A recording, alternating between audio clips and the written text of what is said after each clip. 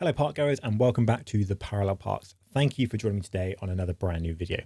Today we are taking a look at Universal Studios Bedford, or should I say we're taking a virtual tour of the proposed site for Universal Studios Bedford. We're here in Microsoft Flight Simulator down on the ground. We're currently located in sort of the bottom left corner of the site. Just a note, everything you see here is where it would be in real life. Microsoft Flight Simulator takes its data from Bing Maps, which is obviously using Microsoft sort of satellite data to understand locations. So this building, for example, there will be a building exactly there in real life, and this is all to scale. Some things aren't particularly accurate. For example, we've got some trees in the middle of the road, but for the most part, there are trees listed here in real life, and therefore the simulator is placing trees where it thinks they are. Of course, not 100% accurate. Now, if I bring up the in-game map and then I can overlay the proposed site plan there, we can get a little look at the scale of things. So what I'm going to do is we're going to get airborne, have a little zip around and take a look at both the main theme park area and then the lake zone area at the top. So without further ado, if we hop in here and we can jump up into the sky, let's get a move on. So we'll start at the bottom here with the proposed car park area.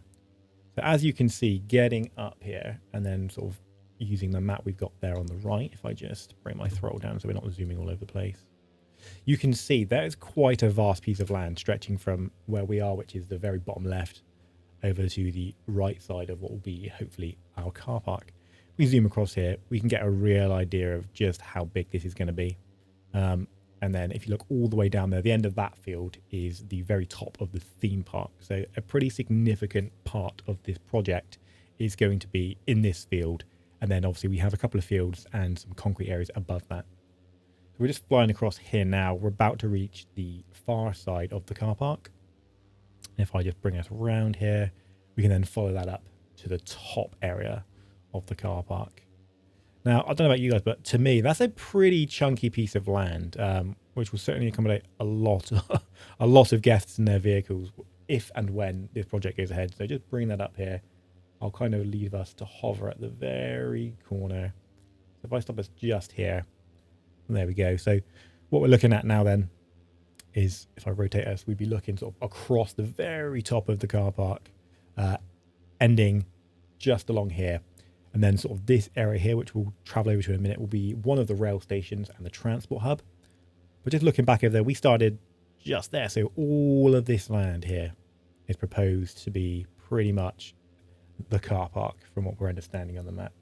Now, if we start making a move across, look into our immediate right will be one of the first sections of here, of the main theme park. And if we keep continuing into what will now become this yellow area on the map, this is going to be sort of hotels and retail and dining. So essentially a universal city walk, which would obviously be a very nice addition to not only the park, but the area, because anybody can attend a city walk.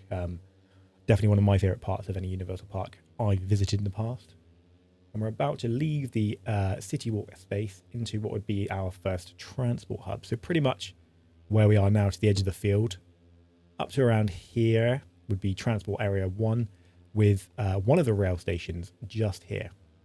So this is the smaller of the two rail stations. We'll visit the other side soon enough. And this is meant to be a 2-platform station, if I'm to be correct, with the other one being 4 platforms. So this is the smaller of the two transport areas, but probably not insignificant when it gets up and running. Now, if we take a little trip up to this area, we'll have a little look at the top of the theme park. So I'm hoping this is giving you guys sort of an idea of scale, just how big this may turn out to be. I mean, we're booking it here in this little drone at essentially about 75 kilometers an hour. And we're not getting there anytime quick. So we're almost there. And this would be essentially the top edge of the proposed theme park. This brings us to Manor Road. Manor Road is a main road that runs through the proposed site, as you can see on a map as well in the dark grey strip there. It's just down there. That road you can see is Manor Road. Now, this is quite interesting because if I bring us in just a little bit, and what I'll do is I'll switch to the in-game camera to be a bit more accurate here. So what I'll do is I'll pause this right there. I'm going to hit mute on the sound so we don't have to listen to that while we're doing this. And if I take the in-game camera, we can zoom down here unrestricted. So this is Manor Road. Again, not 100% accurate because some of these trees are in the middle of the road and they wouldn't be. And these houses don't necessarily look like this. It's just how the simulator has rendered them from the data given. Now, we were made aware that Universal have purchased these houses. Obviously, with the intention of demolishing them when the theme park would be in its construction phase.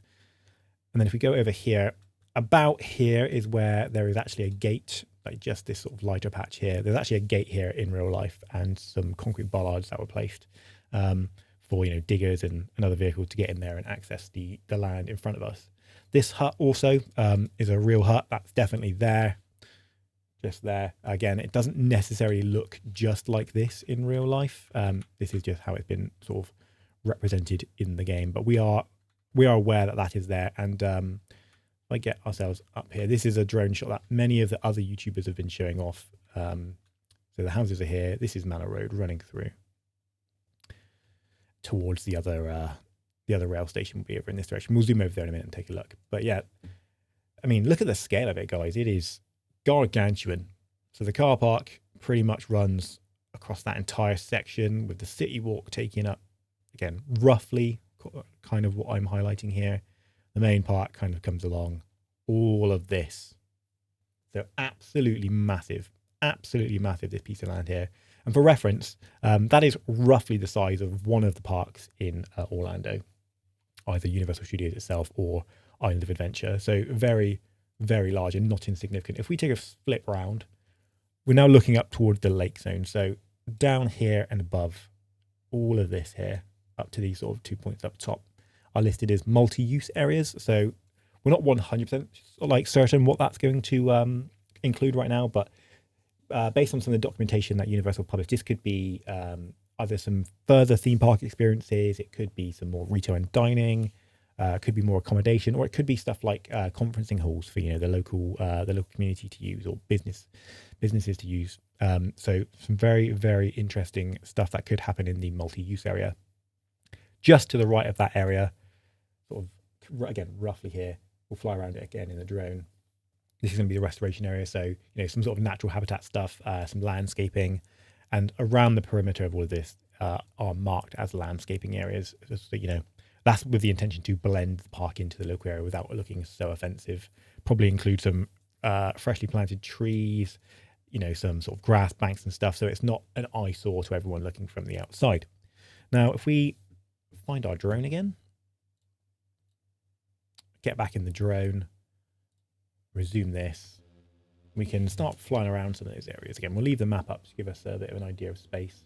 Unfortunately, when using that camera, we don't really get an understanding of where we are map-wise. So right now, from some of the other videos I've seen online from some great channels, and people getting some real drone footage, there's been some diggers in here, you know, clearing out some trees, squishing some bushes, you know, kind of getting the land prepared for its first phase of construction if it ever goes ahead. You know, sorting out some archaeological stuff. There's been some work done to some of the streams through the land as well.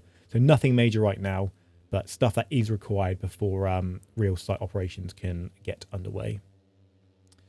So keep moving along the concrete slab here, and we'll move up towards these fields. This multi-use area again is absolutely massive, absolutely massive. So I mean, I'm actually incredibly intrigued to see what all of this is used for, because it does kind of dwarf the main theme park area. So here's hoping to some other experiences that will be beneficial to all, you know, in this area. Moving into these fields here again, just huge plots of land, absolutely huge plots of land. And then we're running along here. We'll come up to the top, and when we'll sort of bank around to the second transport hub area, take a look at that and get a real idea of the scale of the land that they've purchased here. So just for reference, this is 476 acres in total, and there is potentially a smaller plot of land in the future that they're considering acquiring. And also, obviously, in their documentation, they've also detailed that, you know, they wish to continue developing as the project goes on. So who knows what the future could hold for the future of this park. So now we've reached the very top corner. So if we look way back down there, we'll bring the mouse up on the screen just here. That's where we begun our journey today. So from a first person perspective, It's pretty big. Right on there, right in the centre of the screen now on that dot is where we were. We moved across, all the way across to essentially one edge of the car park.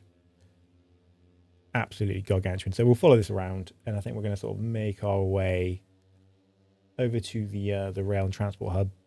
And I know this drone isn't the fastest vehicle, but it definitely gives us the best look at it, because I tried it in some planes and that didn't work out too well. They're a little bit too quick. So again, all this is listed as multi-use. Then if we kind of fly forward now, we'll begin to head towards the restoration area, which is alongside all of the lake we've got here. I've set this to a nice sunny day in May as well, by the way, rather than leaving it as a winter's day here, because the simulator does do quite a good job of giving you a good impression of the weather. And in the winter, this wasn't a particularly enjoyable experience. It was very grey and very dull. So now we're flying over the restoration area, which kind of ends its border before this land here. I've had no idea who this is owned by. It's certainly not Universal at this time, or Comcast, should I say.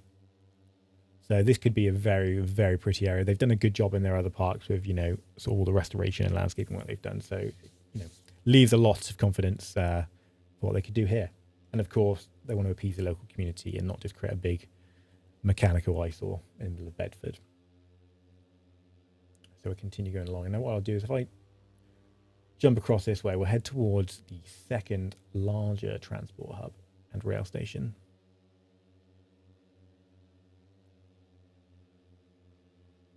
Which is actually a decent way away from the main park. So we're going to come to the rail line over here that pre-exists. We're about to embark just on top of the one side of it. As you can see, the two orange zones, both sides of the rail station itself. So there'll be essentially, I believe, two platforms servicing either side. So you'll have two platforms here, two platforms here. So there we go. This is where the second transport hub will be, or transport hubs, should I say.